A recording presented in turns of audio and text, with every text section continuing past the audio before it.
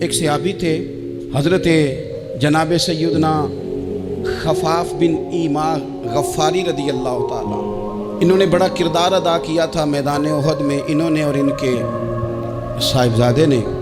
تو ان کی بیٹی ایک دن حضرت عمر کے پاس آئی۔ اب وہ بیٹی بیاہ کے جا چکی تھی، اس کی شادی ہو گئی تھی۔ حضرت خفاف بن ایما رضی اللہ تعالیٰ عنہ کی صاحبزادی اپنے سسرال چلی گئی تھی، وہاں اس کا خامد انتقال کر گیا۔ وہ خاتون واپس آ گئی، وہ حضرت عمر سے ملی، بیوہ عورت۔ اس بیوہ خاتون نے آ کے، یہاں تو میرے بھائی وہ فوجی بیچارے جن کی بیویاں، جن کو ایک تقریب میں تو خوب ایوارڈ دینے کے لیے بلایا جاتا ہے۔ میں نے یتیمی کا وقت گزارا ہے، مجھے پتہ ہے کہ 2-4 مہینے لوگ آ کے کہتے ہیں کوئی حکم ہو جاتے 10 آ جائیں، پھر جب 1 سال گزر جاتا ہے تو پھر لوگ کہتے ہیں 4 بھرا نے کام کیوں نہیں کرتے؟ تو ایسے تو نہیں نا کہ ابا ایسے ہی چلا گیا تھا، بڑا کچھ دے کے گیا ہے، کدھر ہے فلانی چیز؟ لوگوں کا نظریہ تھوڑے عرصے کے بعد اور ہو جاتا ہے۔ آپ نے بڑے بڑے شہداء کے گھروں میں ایوارڈ تو دیے، کیا کبھی آپ نے پلٹ کر دوبارہ غور کیا کہ ان کے بچے کہاں ہیں؟ ان کی بیوہ کس حال میں ہے؟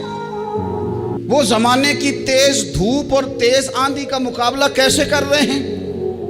بغیر باپ کے جو انسان کو کھلے آسمان تلے وقت گزارنا پڑتا ہے وہ کتنا کو مشکل ہوتا ہے؟ وہ کس طرح ٹائم گزار رہے ہیں، یہ کبھی سوچا لوگوں نے؟ یہاں تو نرنگیے سیاست دوران تو دیکھیے منزل انہیں ملی ہے جو شریک سفر نہ تھے، جو نکلے ہی نہیں تھے وہ منزل تک پہنچ گئے، اور جنہوں نے جوانیاں گزار دی وہ رستے میں رہ گئے۔ حضرت خفاف بن ایما کی صاحبزادی بیوہ ہو کے آ گئی، بچے ساتھ تھے، سرے راہ جناب عمر سے ملی اور مل کے کہنے لگی حضور میں اس صحابی کی بیٹی ہوں جنہوں نے احد والے دن اپنے بیٹے کے ساتھ مل کے معاشرہ کیا تھا، بچے میرے یتیم ہو گئے ہیں، میں بیوہ ہوں۔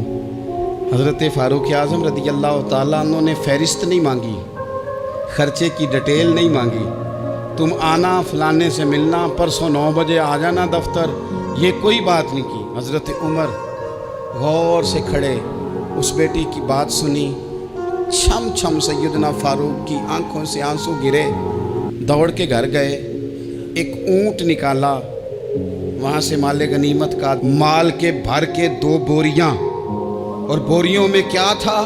چاندی بھی تھی، نقدی پیسے بھی تھے، کچھ ضرورت کا سامان بھی تھا، غلہ بھی تھا۔ 2 بوریاں بھر کے اونٹ پہ رکھ کے خود لگام اس بیٹی کے ہاتھ میں تھما کے کا پتر سامان بھی تیرا ہے، اونٹ بھی تیرا ہے، اور یہ نہ سمجھنا یہی کچھ تجھے دیا ہے، جب یہ ختم ہوگا تو رب تیرے لیے اور بندوبست فرمائے گا۔ کیا مانا؟ کہ ڈیوٹیاں لگا دی گئی ہیں، ہمیں پتہ ہے یہ سامان کب تک ختم ہو جائے گا، پیسے کب تک ختم ہو جائیں گے، تیرے لیے میں نے نئے حکم بھی جاری کر دیے ہیں۔ ایک شخص نے کہا حضور ایک بیوہ کو آپ نے کچھ زیادہ ہی نہیں دے دیا؟ یہاں لوگ سیاسی تقسیم نہیں کرتے، تھوڑا کام والے کو دے دو، تھوڑا چوکیدار کو دے دو، تھوڑا گلی محلے میں دے دو، تھوڑا رشتہ داروں میں دے دو، سب ہمارے احسان کے نیچے رہیں گے۔